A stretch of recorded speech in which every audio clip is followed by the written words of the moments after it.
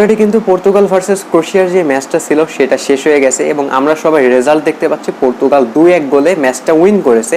যদিও বেশিরভাগ football fan মনে করতেছিল যে পর্তুগাল আজকের ম্যাচটা ক্রোয়েশিয়ার সাথে উইন করতে পারবে না, কেননা পর্তুগাল গ্রুপ স্টেজে যে পারফরমেন্সটা করতেছিল সেই পারফরমেন্সে ক্রোয়েশিয়ার মতো দলের সামনে উইন করা পসিবল ছিল না।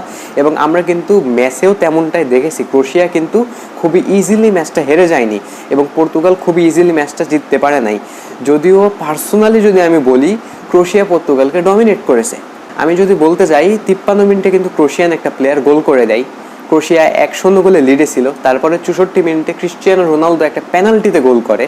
এই পেনাল্টিতে গোল খাওয়ার পরে ভাই ক্রোয়েশিয়ান প্লেয়ারদের যে কি হয়েছিল, ওরা যেই লেভেলের অ্যাটাকটা দিছে পর্তুগালের উপরে, পর্তুগালের গোলকিপার ডিয়েগো কস্টা যদি সব কিছু সেভ করতে না পারতো ভাই, পর্তুগাল আসলেই কিন্তু আরও একটা দুটা গোল খেয়ে যাইতো এবং পর্তুগাল এই ম্যাচ ইজিলি হাইরা যাইতো। ক্রোয়েশিয়া যতগুলো অ্যাটাক দিছে সবগুলা কিন্তু শেষ পর্যন্ত বারপোস্টে হিট করছে অথবা সেভ হয়ে গেছে। এবং 90+4 মিনিটে আমরা দেখতে পেলাম পর্তুগালের রামোস, যাকে রোনালদো রিপ্লেসমেন্টে নামানো হয়েছিল, সে কিন্তু একটা গোল করে দেয়। আমি মনে করছিলাম খেলা তখনই শেষ, কিন্তু ক্রোয়েশিয়া তখনও হাল ছাড়ে নাই ভাই, তারা চেষ্টা করেই যাচ্ছিল অনবরত এবং তারা অলরেডি সফল হয়ে গেছিল।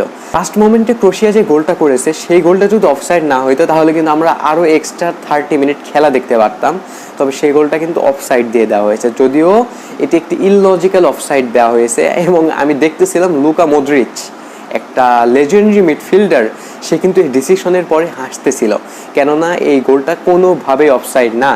পর্তুগালের ডিফেন্ডারের বডিতে বলটা টাচ খেয়ে দেন ক্রোয়েশিয়ান প্লেয়ারের পায়ে গেছে, তারপরে গোল করা হয়েছে। তো এই গোলটা অফসাইড হওয়ার কোনো চান্স নাই, তবুও রেফারি এটাকে অফসাইড দিছে, ডিসিশন হয়ে গেছে, ম্যাচ শেষ হয়ে গেছে।